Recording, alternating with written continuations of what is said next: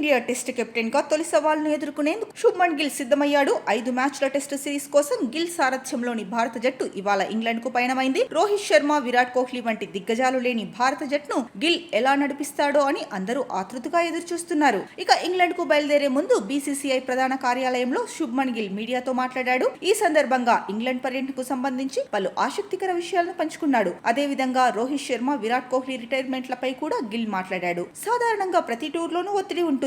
Rohit Sharma, Virat కోహ్లీలు test cricket కు వీడ్కోలు పలకడం మాకు నిజంగా గట్టి ఎదురుదెబ్బ అని చెప్పాలి. వారిద్దరూ చాలా అనుభవజ్ఞులైన ఆటగాళ్లు. భారత జట్టుకు ఎన్నో అద్భుతమైన విజయాలు అందించారు. వారి స్థానాలను భర్తీ చేయడం చాలా కష్టం. అయితే రోహిత్, కోహ్లీ ఉన్నప్పుడు ఎలాంటి ఒత్తిడి ఉంటుందో ఇప్పుడు కూడా అలానే ఉంటుంది. అందులో ఎటువంటి మార్పు ఉండదు. మా బ్యాటింగ్ ఆర్డర్ ను ఇంకా మేము ఖరారు చేయలేదు. అందుకు మాకు ఇంకా 2 వారాల సమయం ఉంది. లండన్ లో 10 రోజులు ప్రాక్టీస్ క్యాంప్ ను నిర్వహిస్తాం. ఇంట్రా స్క్వాడ్ మ్యాచ్ లో ఆడతాం. ఆ తర్వాత బ్యాటింగ్ ఆర్డర్ ను నిర్ణయిస్తామని శుభ్మన్ గిల్ ప్రెస్ కాన్ఫరెన్స్ లో తెలిపారు. కాగా ఈ సిరీస్ జూన్ 20 నుంచి ప్రారంభం కానుంది. ఈ సిరీస్ తోనే WTC 2025-27 సైకిల్ కు తెరలేవనుంది. ఇక ఇంగ్లాండ్ టూర్ కు ఎంపికైన భారత్ జట్టును చూస్తే కెప్టెన్ గా శుభ్మన్ గిల్, రిషబ్ పంత్, యశస్వి జైస్వాల్, కేఎల్ రాహుల్, సాయి సుదర్శన్, అభిమన్యు ఈశ్వరన్, కరుణ్ నాయర్, నితీష్ కుమార్ రెడ్డి, రవీంద్ర జడేజా, ధ్రువ్ జురెల్, వాషింగ్టన్ సుందర్, శార్దుల్ ఠాకూర్, జస్ప్రీత్ బుమ్రా, మహమ్మద్ సిరాజ్, ప్రసిద్ కృష్ణ, ఆకాష్ దీప్, హర్షదీప్ సింగ్, కుల్దీప్ యాదవ్. కాగా లండన్ విమానం ఎక్కే ముందు team India head coach Gautam Gambhir, కొత్త టెస్ట్ కెప్టెన్ శుభ్మన్ గిల్ విలేకరులతో మాట్లాడారు. ఈ సందర్భంగా 8 ఏళ్ల తర్వాత భారత జట్టులోకి పునరాగమనం చేసిన కరుణ్ నాయర్ పై గంభీర్ ప్రశంసల వర్షం కురిపించాడు.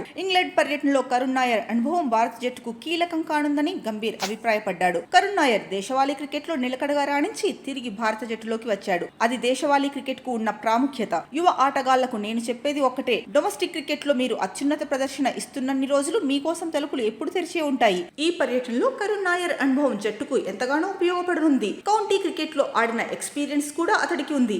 కౌంటీల్లో కూడా పరుగులు సాధించాడు. అక్కడి పరిస్థితులు అతడికి బాగా తెలుసు. ఇప్పుడు ఇండియా ఏ తరఫున కూడా సెంచరీ చేశాడు. ఇటువంటి పర్యటనలకు మంచి ఫామ్ లో ఉన్న ఆటగాళ్లు జట్టులో ఉండడం చాలా ముఖ్యం. మరో ముఖ్యమైన విషయం ఏంటంటే ఆటగాళ్లు ఫామ్ ను 1 లేదా 2 టెస్టు మ్యాచ్ల ఆధారంగా అంచనా వేయాలనుకోవడం లేదు. ఎవరైతే నిలకడగా పరుగులు సాధిస్తారో వారు అంతర్జాతీయ క్రికెట్ లో కూడా రాణించగలరని గంభీర్ అన్నారు. కాగా కరుణ్ నాయర్ దేశవాళీ క్రికెట్ లో పరుగుల వరద పారించాడు. రంజీ ట్రోఫీ 2024-25లో విదర్భ ఛాంపియన్ గా నిలవడంలో కరుణ్ది కీలక పాత్ర. ఈ టోర్నీలో 16 ఇన్నింగ్స్లలో 53.93 సగటుతో 863 పరుగులు చేసి 4వ టాప్ స్కోరర్ గా నిలిచాడు. నాయర్ చివరిసారిగా భారత జట్టు తరఫున 2015లో ఆడాడు. కాగా వీరేంద్ర సెహ్వాగ్ తర్వాత టెస్టుల్లో ట్రిపుల్ సెంచరీ సాధించిన ఏకైక భారత ఆటగాడిగా కరుణ్ నాయర్ కొనసాగుతున్నాడు.